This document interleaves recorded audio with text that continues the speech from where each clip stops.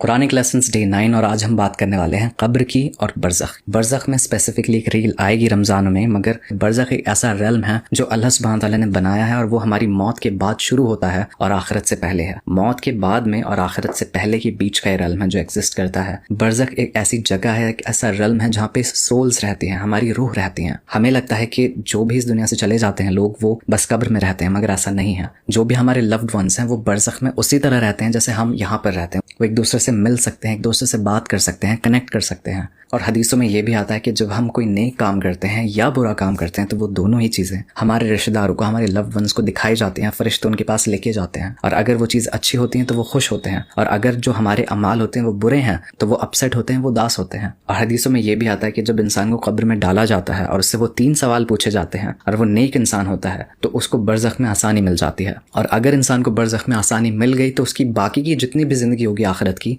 वो आसान वाली होगी। और अगर किसी भी इंसान के लिए मुश्किल हुई और वो फंस गया कब्र में ही और वो जवाब नहीं दे पाया और उसके लिए बरज़ख में मुश्किल कर दी गई तो उसके लिए आखिरत में भी मुश्किल होगी, क्योंकि इंसान के मरते ही उसका फैसला हो जाता है। कब्र का भी अजाब आप जानते होंगे, बरज़ख में भी अजाब मिलता है और फिर आखिरत में भी मिलेगा। और जो नेक लोग हैं उनके लिए कब्र में आसानी कर दी जाती है, बरज़ख में भी उनके लिए आसानी होती है और जन्नत में तो आसानी होगी ही होगी।